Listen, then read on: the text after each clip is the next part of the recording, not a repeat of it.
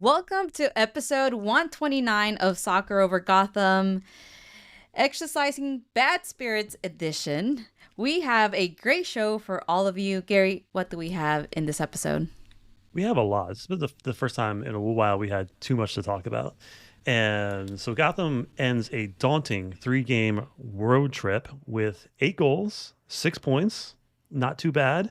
So tonight, we're going to break down the sweet revenge game against the Spirit as Gotham dominated a top team, scoring early and often, and Esther is just in MVP form. We have a lot of fan polls on this episode. Hero of the match, hero of the month. We look back on the fans' scoring concerns. And then in league news, the NWSL filed for a Division 2 league. So we'll discuss how this affects Gotham and shapes the future of the sport.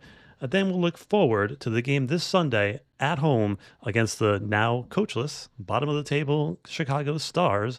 But first, we have the power panel. How's everybody?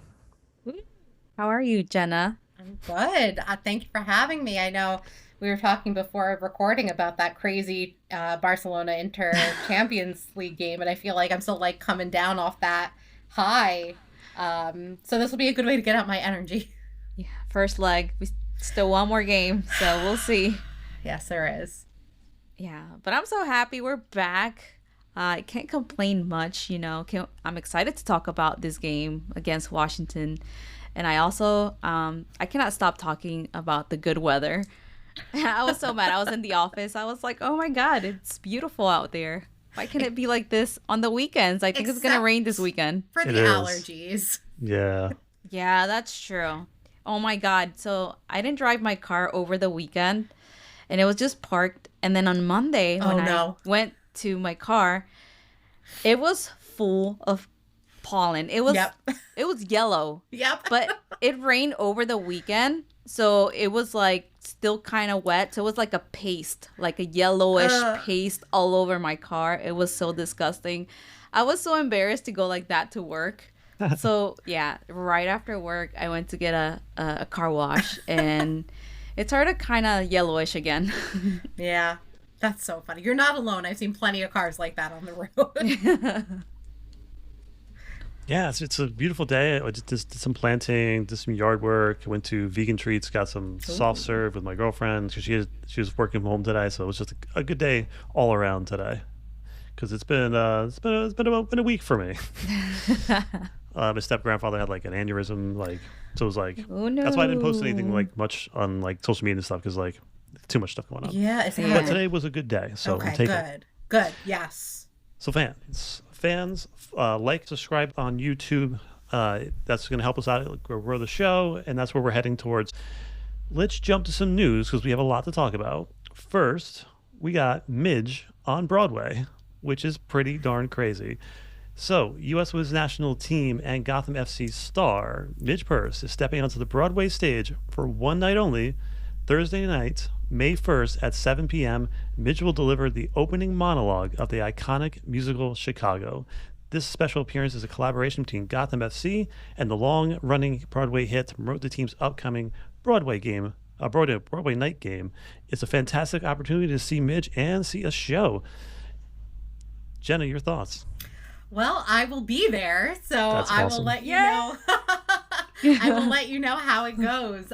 It's honestly so crazy, but I love stuff like this. Like I think that Gotham is still kind of finding its footing as a team in terms, clearly not on the field, they're doing fantastic, but in the community and kind of figuring out like what kind of team they want to be, what kind of, presence they want to have in the New York area specifically. And I think this is like a really unique and interesting way to do that. And I can't wait. Hopefully she kills it. I know she will. I mean, what can't she do? What can't Midge Purse do? You need to send us some pictures. I can't wait to see. Send us at least one. To the extent I'm allowed. I don't know. I don't want to get kicked out of the theater.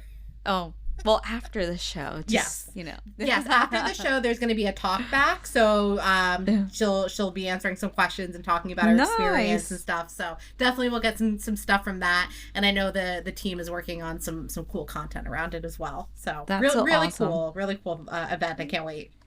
Yeah, I'm so excited for Midge. it's amazing to see like her talent just shine, not only on the pitch but also now on Broadway and the Broadway show. It shows how, how confident she is, how versatile she is, and I'm so excited for her. And I love this crossover, bringing sports and arts together. It's in such a fun and creative way. She is a larger than the sport figure, and would any of us be surprised if she was to do almost anything after, finishing soccer? She could be in movies, she could be in TV, she's running her own podcast, she's got businesses, she's multifaceted, and so she can pretty much do anything, and she's a real life like superstar. And I'm glad that she stayed with this team at least for this season, and good for her. And I believe I overheard a conversation between her and Kelly O'Hara where she said that she was actually auditioned for a larger role, but she couldn't make it because she had to lift. Yeah. Which is funny. But she said Classic. it had nothing to do with singing. So there's that. But yeah, I'm just excited for her, and I can't wait to see you go to it, Jenna. It's gonna be so much fun. Yeah, I've actually never been to Chicago. Oh my gosh, I went to a performing arts high school. It's a little bit of Jenna lore. I did primarily, I did some acting and dancing and singing, but I primarily played flute in the orchestra pit, and I also did stagecraft. So yes, it's very, very into Broadway. So I saw Chicago my senior year of high school, which was only 5 years ago because I'm 23. But I'm very excited to see it again. Oh. So let's get to why we're here, which is this crazy game. First, Gotham goes to the West Coast. They beat Angel City easily. They go to Portland, have a really poor performance all around, and they come back to the East Coast, still on the road. They need something to get themselves going. The character of a team is not when you're doing poorly and how you respond to those things. And Gotham came out with a similar lineup. However, Ruby, proof that Juan Carlos listens to the show, he put Bernina back at right back again. She had an okay game. We'll get to it.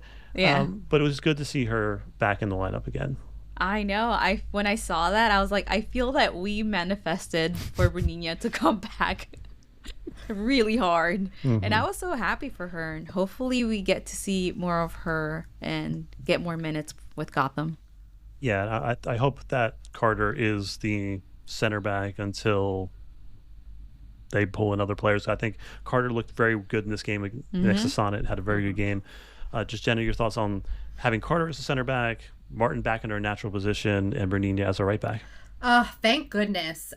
Because it was so interesting because they lined up like with this, Neely at right back, Bernina up top against Angel City, and it was like fine.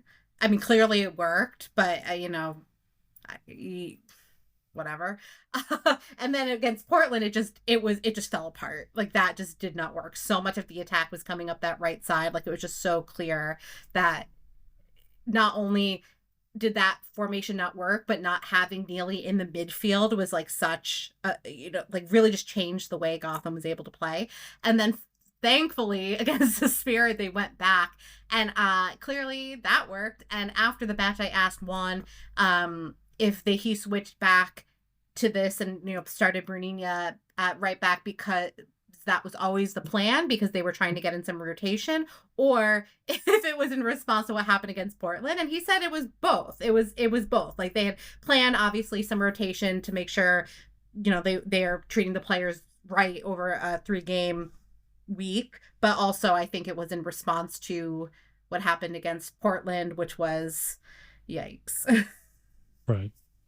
Yeah, I agree with all of that. And Gotham came out on the front foot. It's one of the fastest starts Gotham has had in a long time. And this is the first goal that Washington has given up in the first half, I think, in this season, or in the last 11 regular season matches. And not only did they give up 1 goal, they gave up 3.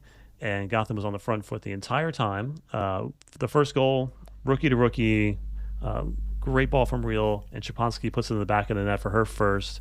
Just an amazing, those two players are just so good, and for rookies, they're amazing. It's good to see them both get their first goals. Yeah, I see them kind of like when Jenna came into the team, where she was a rookie and she did not look like a rookie at all. And these two players are the same way. When you see them play, you would think they've been playing pro for a long time, and they haven't. They just started their pro season this year, which is crazy. And I really love that for them. I love how talented they are and what they bring to Gotham.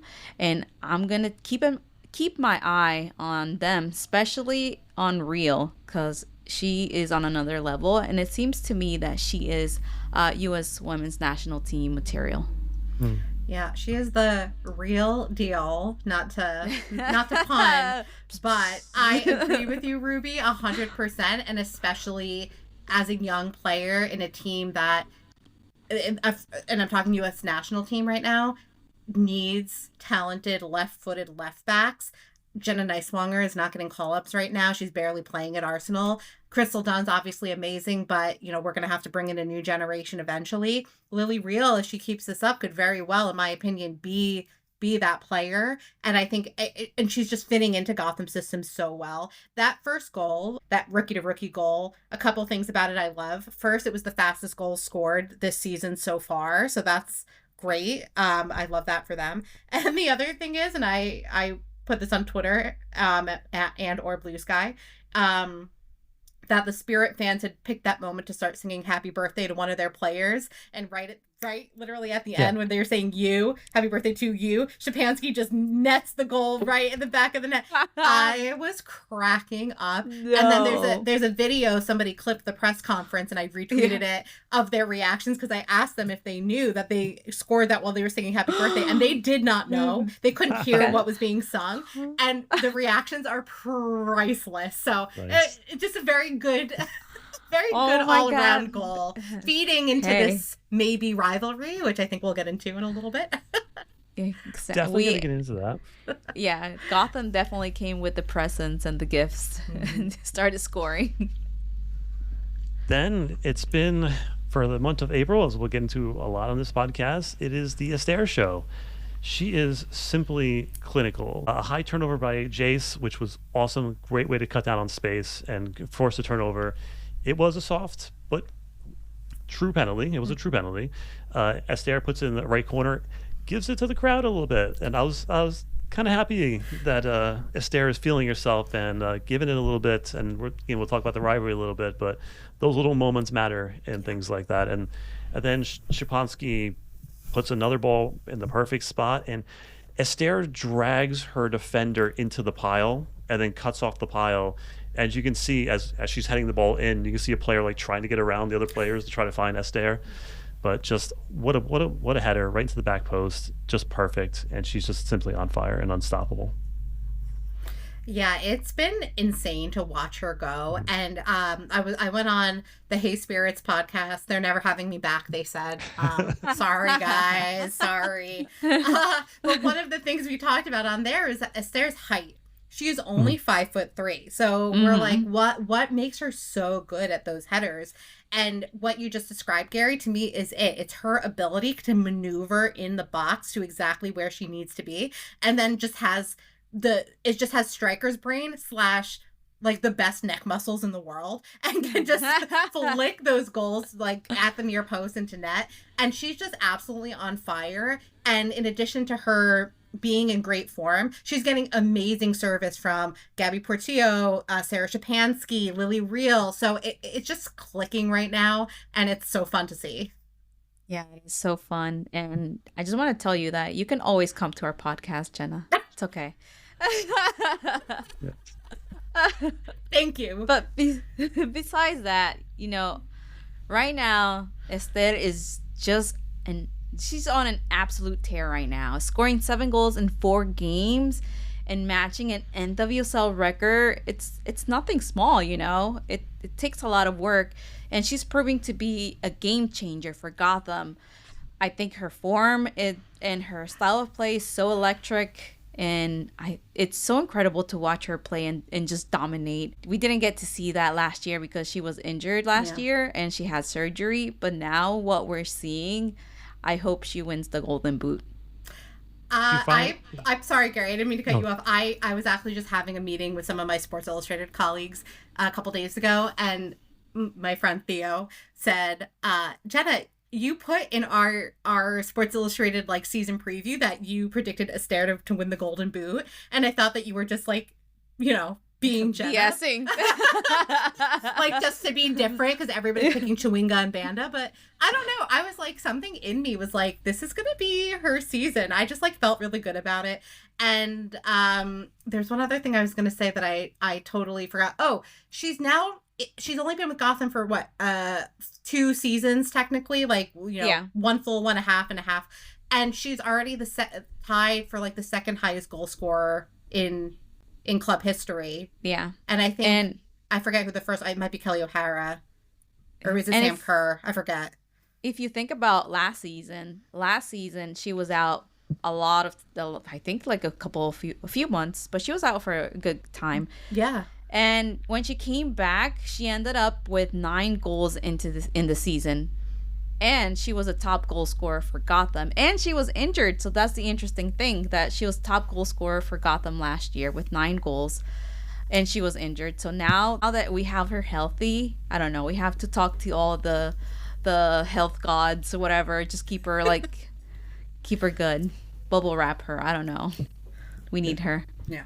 It's all about having the players around her that are creating chances. And we talked about that last season, even this season, the half season she was here before that, that there was just not enough chance creation. And players like Szymanski, who knows how to play a ball through, and Gabby is creating chances. Even if she's not scoring, she's creating danger. And now we have Jace, Midge. So we have players that can take a lot of the heat off of Esther, and that allows her to manipulate the defense and find her spaces. And we're getting to the end line, getting balls back. So this is a good spot for her to be in, and I hope she keeps going. Yeah. And what's crazy is this is a Rose Lavelle-less Gotham. So yeah, I was gonna say that later on. Yeah, once we have Lavelle back, it's crazy. Forget it. Yeah. Other player notes that I wanted to talk about is I think Jess Carter has been excellent since shifting back to center back. I think she won all 5 of her tackles. She had 92% passing accuracy, 11 clearances, and she won most of her, 75% of her ground duels. I think she had an excellent game, and just her getting familiar with playing with Sonnet is going to be good, because obviously Sonnet is Sonnet, but I think Carter's going to be a good pair with her, hopefully going forward. Yeah, Mandy needs to come back. She does. Yeah. They're doing all right, but I think putting, Mandy having the depth and being able to move Jess out wide if needed, and that's kind of where I've been a little bit worried about them, but it's been all right, except for Portland. So let's take a trip down memory lane. 1 month ago, I posted on our Twitter page, it was after the first 3 games, it's the end of March, if fans were hitting the panic button on this team scoring goals, if they were slightly worried, not too concerned, or not worried at all. And slightly worried was 51%. There was only 8% of the fans who hit the panic button already. 24% said not too concerned, and 16% said we're not worried at all. They're just going to come. So good on the 16%, but I do think slightly worried does have some validity to it. So there is that. Yeah. But now, what are we talking about here? 7 Esther's scoring goals left and right. It's just we haven't been shut out in a couple of games. It's been pretty amazing. Yeah. So patience wins out. Yeah, definitely a new team that was just not a new team, but a team with a lot of new players that was still finding their groove and gelling, and it's a team that has clearly found what is working. Yeah. And I thought it was gonna take longer, but it looks like every game they just keep getting better and better at it. I like what happened in Portland. After that happened, I was like, here we go. The past 2 games were probably just kind of luck, but no, they're proving themselves. So yeah, I'm excited to see this team keeps improving game by game. They're definitely better than last year. I mean, last year, even though they still ended 4th place, I feel like this is what they needed this season, start scoring goals, and that's what they're doing. Yeah, I remember we didn't score 2 goals to mid-season, and was definitely slow. Even though they were hanging in there, they just weren't giving up goals. And speaking of not giving up goals, Berger put on a clinic in this game and stood on her head for the entire second half as Gotham sat back. And she was up for a save of the week. She won the Twitter poll, again lost over on Instagram as like a 20-point swing for Instagram. So yeah, come on, Gotham fans on Instagram. We got to win one of those polls. But yeah, just thoughts on Berger just being amazing. Oof. She's one of the reasons they didn't lose or they didn't tie, because at the end and at some points Washington was coming at them like really hard, especially once Hatch came on. Yes, some of those like saves that she had, I was like, oh my god, I really thought that was gonna go in, and she had it down. Yeah, she's just a different breed. It's just incredible to watch her. I'm so glad that she's on Gotham, so we get to see her every week playing. Although it's crazy, the goalkeeper situation right now with Betos having to come out of retirement, and they're technically the May 4th game is like her retirement match, and I'm like, oh, maybe she'll play in her retirement match after all. Yeah. All right, let's jump over to stats. Anybody have any stats? Yes. Since we were talking about Berger, I have some stats. Where are they? They were in my notes. Well, I'll go first then. Yeah, go ahead.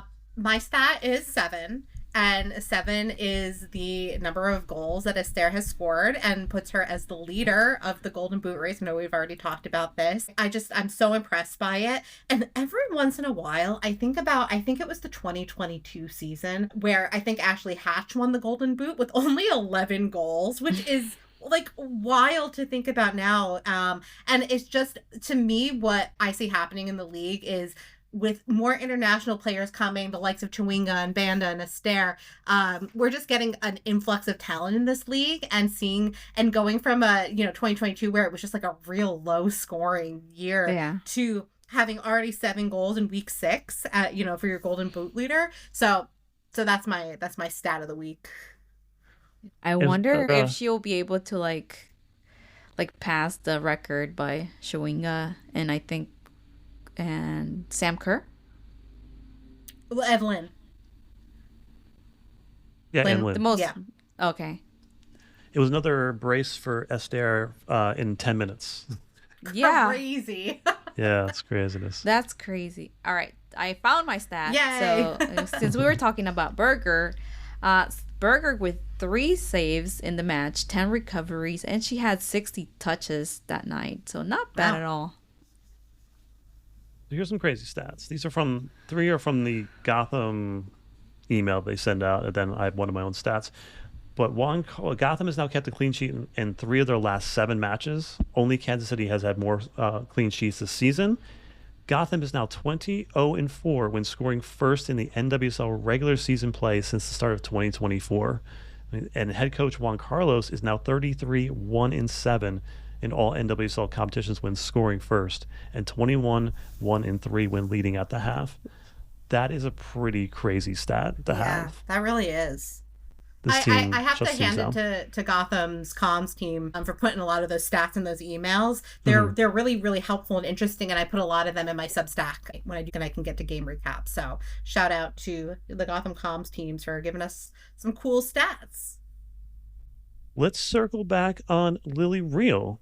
So my stat for her is 82 touches.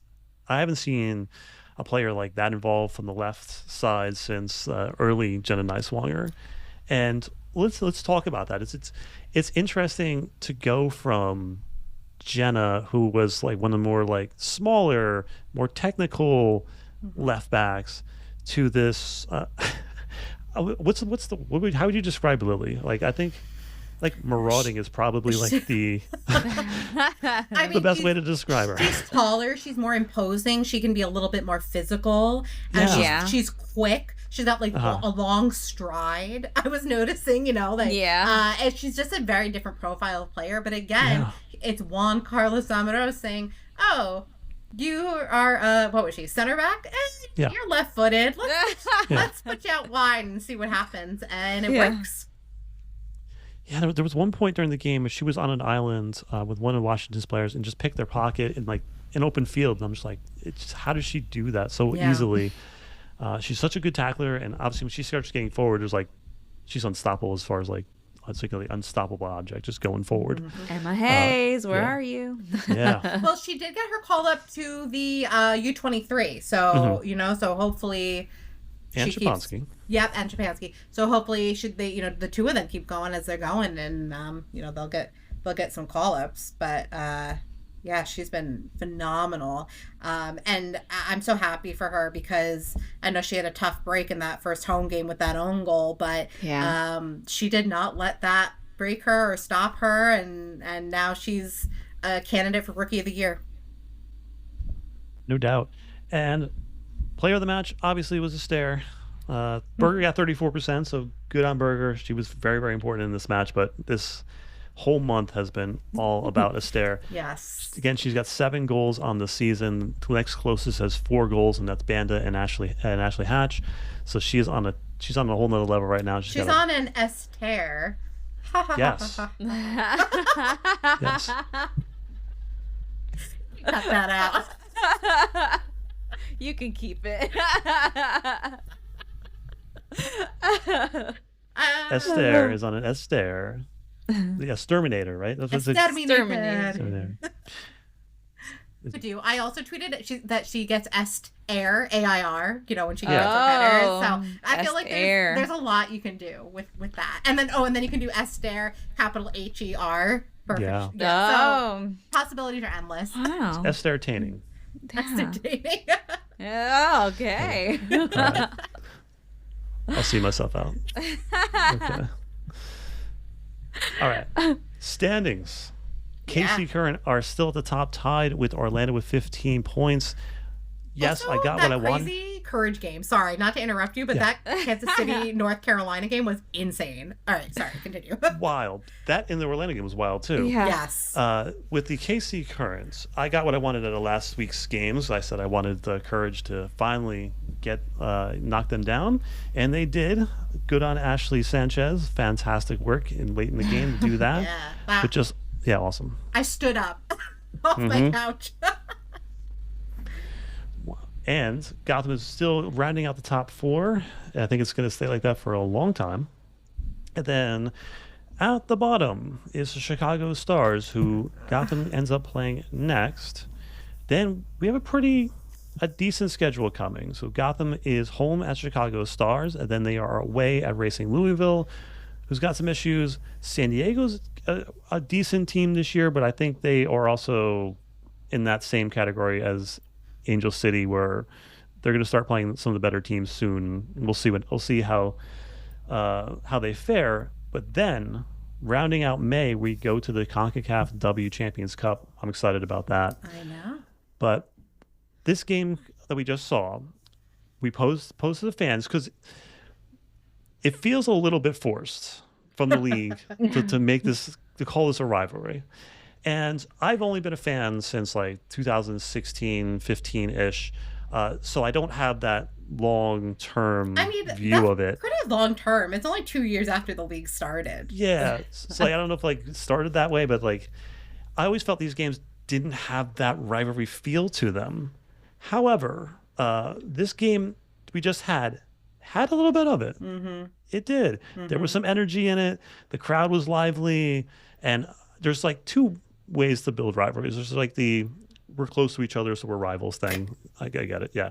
And then there's playing in games that are important and that are meaningful, and having back and forth results that builds that hatred or animosity between fan bases. And I think it's building. The fans said 65% it's a growing rivalry, 15% said it's a true rivalry, and only 20% said it's forced. Your thoughts? I was very vocal about this on the streets, aka the internet. I think that all right. So when there was very few teams in the league and clubs had to play each other several times, Sky Blue and Spirit did play each other a lot. I think, proximity probably has something to do with that, like field availability, whatever. So they did play each other a lot in the past. But like you said, Gary, like I never really got the sense that it was like a rivalry. There's never that feeling of like, oh my gosh, like the Gotham play or Sky Blue's playing the Spirit, like they have to win. I mean, they weren't going to win anyway, because they never did. But whatever. That's neither here nor there. But I think that's actually part of it. But anyway, okay. So now moving to this, I think that I do believe that this is a growing rivalry. But I think it's because, like what you said, Gary, Gotham losing to the Spirit in the semifinals stung. That stung for them. It stung for the fans and the team. But this and the game where all the Twitter drama happened, where Trinity Rodman tweeted, "You can accept." Yeah. And everybody chimed in. Like that was hilarious. And also a little bit of like, oh, like maybe there's something brewing between these two teams. And Kelly O'Hara was on CBS Attacking Third saying that, as somebody who played for both teams, she always felt it was a rivalry. But McCall said, who was on the show as well, said she didn't feel like it was a rivalry. So, some differing perspectives. Kelly played on both teams, so I get it. What really irked me was that the broadcast, truly, and I'm not exaggerating, and everybody who watched the broadcast knows, they kept saying, oh, that foul, oh my gosh, what a rivalry game. Oh my gosh, that shot, oh, it's because it's a rivalry. Every 3 minutes, I at one point I groaned audibly, and I was like, come on, because fans aren't stupid. Like, you don't have to force it down our throats to build, to promote what actually I believe is a growing rivalry. And this game was a perfect example of it. So I agree with the 65% of the poll, growing rivalry, but the league needs to calm down a little bit, just a little bit, because it's happening on its own. Yeah, I'm laughing because it's true. They were like, the district against the umpire, and I was like, okay. Yeah. I was like, okay, cool. It is a growing rivalry for sure, because that energy that Trinity Rodman brings sometimes, like when Bernina got that red card because of her, and she just like, yeah, get out of here. I was like, oh, that would get me so mad. So, yeah, I was mad for this game. I'm sure Spirit fans were missing Trinity very much in this match, because that's a game changer. If Trinity is there, I don't know. Gotham, I think, would have still won, but I don't think it would have been 3-0. Yeah. Yeah, that would have put Bernini back on Rodman, which would have been interesting. It would have. Yeah. It would have been a little bit of a rivalry. So this ends the April month and fan vote hero of the month. I ran a 1-minute poll on Twitter because it's just there. But 4 games, 7 goals, 3 braces, 1 penalty won, and 3 fan votes for hero of the match. What a month for Esther. And let's just keep it going. Yeah. And then also, I should also point out that Lily got her first goal and her first assist, and Sarah also got her first goal and her 2 assists this month. So the rookies are rolling as well. Now, in the league news, this is very interesting to me. NWSL has applied for a D2 league for developmental pipeline. So they submitted hopefully to start in 2026. So initially, this Division II league will consist of teams affiliated with existing NWSL clubs for the 2026 launch. 8 teams are expected to field the Division II side: Bay FC, Kansas City Current, North Carolina, New Jersey, New York Gotham FC, Orlando, Racing, Seattle, and Washington Spirit. The intention is for all the NWSL teams to have an affiliated Division II team by 2029, and they're also, I saw a small note, I think, says they're welcoming independent teams as well in this, which I thought was interesting. So the proposed structure, it's going to be like just like how the NWSL is, each team plays each other twice. So it's going to be 14 regular season games, and following the regular season, there'll be a playoff format with top 4 teams. The Division II teams are expected to play in the same stadiums as their senior teams, which is That's a lot of money for us for rent for a 2-team. However, your initial thoughts on this? I think for me, I think this is a major step forward for the women's game in the U.S. The launch of an NWSL Division 2 league would not only strengthen the player development pipeline, but also it will give young talented players a clear professional path to get to the top level. I think it's great for clubs like Gotham that already committed to growing the game at every tier. And I think this kind of investment is exactly what women's soccer needs just to thrive in the long run.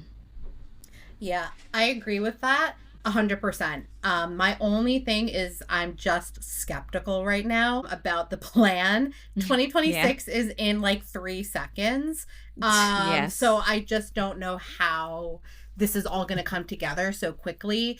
I'm skeptical about the ability of these Division 2 teams to play in the same stadiums when it's hard for even the NWSL teams to get scheduled time at these stadiums because they're second tier and third tier tenants already.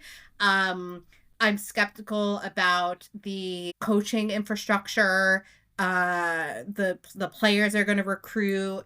I think there's a lot of missing information here. And so while I think in theory this is absolutely needed, for a variety of reasons, like you said, Ruby, create the clear pathway, help develop players, help players coming back from injury get minutes without having to, sub in for the last 5 minutes in the pouring rain like Corey Bethune did, for coming back from an ACL. It's so needed. And I'm very happy the NWSL is doing this. It just seems like it's all happening very quickly with not a lot of information. So I'm waiting to kind of see a little bit more of what comes out of this. But shout out to Pardeep for breaking this news. This is big news. Yeah, she's doing great work over there. Yeah. I agree with you, Jenna. And as it feels a bit rushed, and I wonder in the back of my head, I wonder if the USL is not forcing their hand, but I wonder if this is a shot at them as far as development, because all the players that were in that kind of, developmental roles for teams are now in the USLW league, Super League. Yes. So I wonder if the NWSL is trying to push them out by building their own pipelines and things like that. However, as far as Gotham, if you think about what this could mean for Gotham, even this season, players like Mac Witham could be playing games regularly with the 2-team. She could be pulling her down, getting her minutes. Cook, who hasn't played yet, I know she was injured, but she hasn't played many minutes yet. She can get down there and get some minutes, get some reps in there. If a player comes back from injury, like Midge Purse, she could play a game or two down there just to get herself back into shape again. And think of the injury situation at Gotham and their back line.